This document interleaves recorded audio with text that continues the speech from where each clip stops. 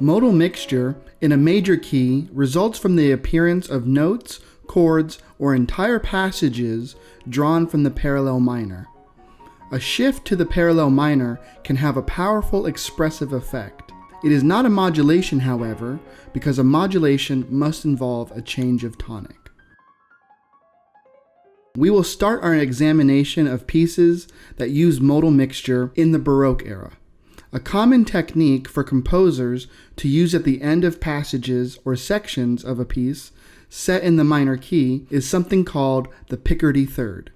A Picardy third is a major chord of the tonic at the end of a musical section that is either modal or in a minor key. This is achieved by raising the third of the expected minor triad by a semitone to create a major triad as a form of resolution. The use of a major triad at the end of a passage or section set in a minor key creates a sense of emotional expressiveness, allowing the listener to feel that the grief or tragedy in the music has been overcome through the resolution to the major chord.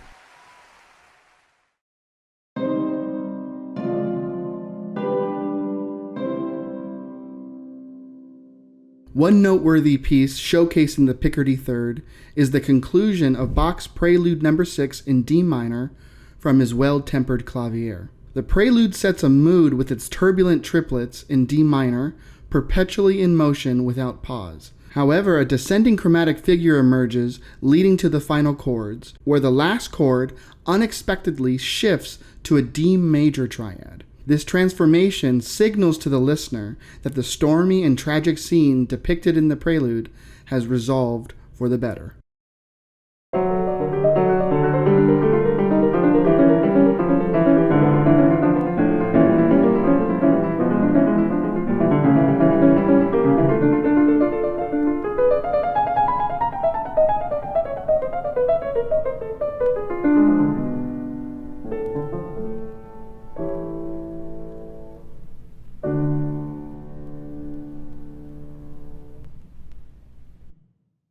Our next example of modal mixture comes from Mozart's Fantasy in C minor, K475. Here, Mozart demonstrates how the minor tonic chord can serve as a starting point for modulation. Initially, the piece begins in F major, then shifts to F minor, using this F minor chord as the pivot chord, to then modulate to D flat major. The modulation begins as the descending chromatic figure leads to an F7 chord, the dominant chord of B flat major, effectively linking this section of the fantasy to the subsequent section in B flat major. Mozart blends modal mixture with the use of a pivot chord. This seamless integration of modal mixture and pivot chords showcases Mozart's mastery of harmonic progression and tonal manipulation.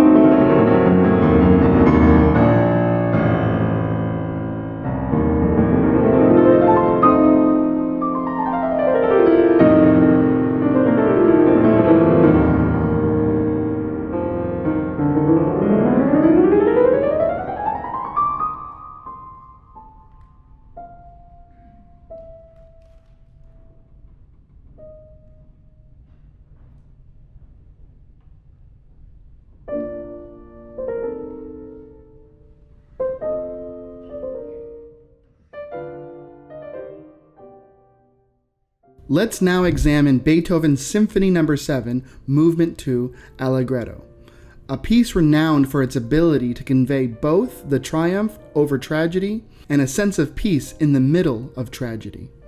This movement was so well received at its premiere that it was immediately requested for an encore.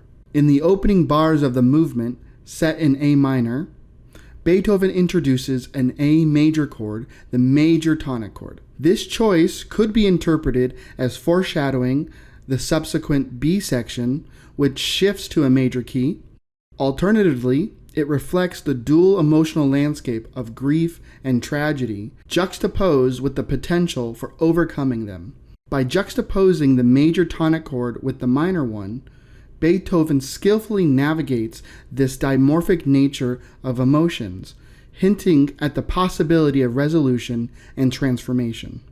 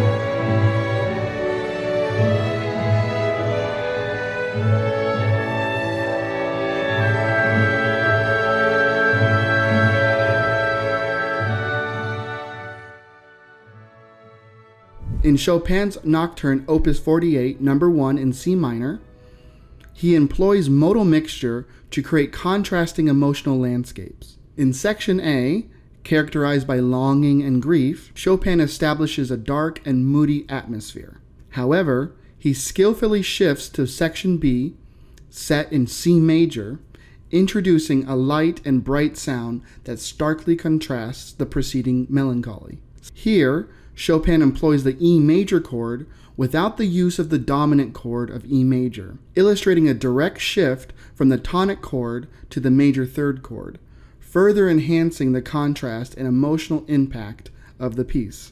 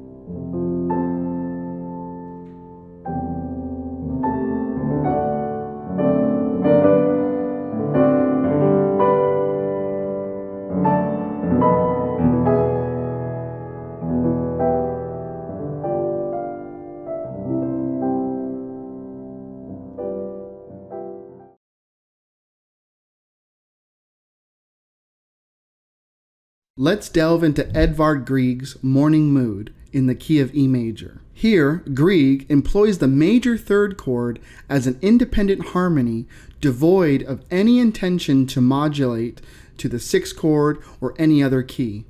Instead, it serves as a striking contrast before ultimately leading back to the tonic note E.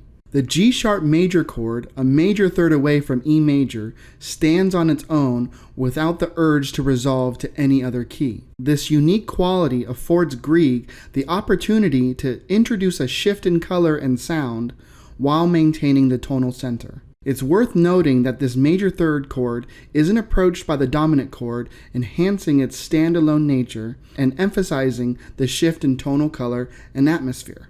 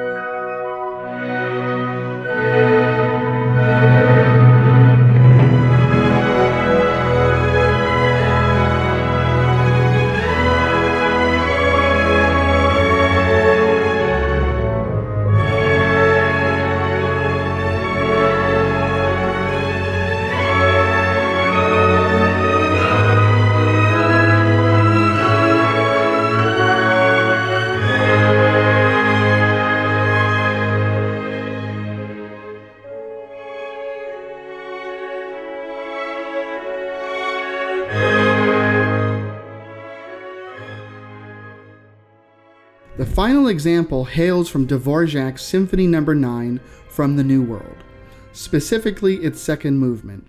Here, Dvorak employs chords outside of the key to vividly depict the journey to a new world and the eventual arrival on the east coast of America. Set in D-flat major, the movement begins with an E major chord, which I interpret as the major third chord of D-flat minor, albeit spelled more harmonically pleasing. This choice avoids the cumbersome F-flat chord. Following this, we encounter the major 6th chord. Then we finally encounter the first instance of the tonic chord, followed by the G-flat minor chord, leading to the quintessential 5-to-1 progression, firmly establishing D-flat as the tonal center. This progression sets the stage for the commencement of the first theme, wherein Dvorak incorporates typical chords found in the default major, such as 5 and 4, seamlessly intertwining elements of both modal mixture and traditional tonal harmony to craft a captivating musical narrative of exploration and discovery.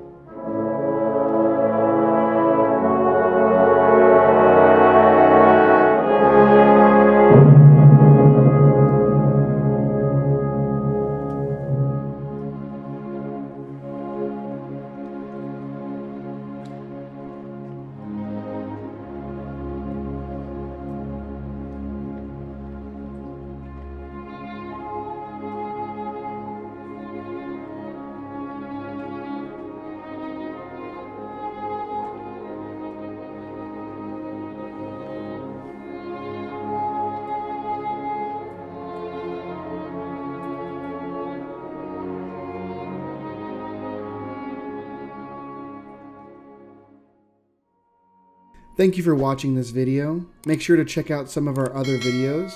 Make sure you hit the subscribe button to be up to date with our newest videos. Thank you.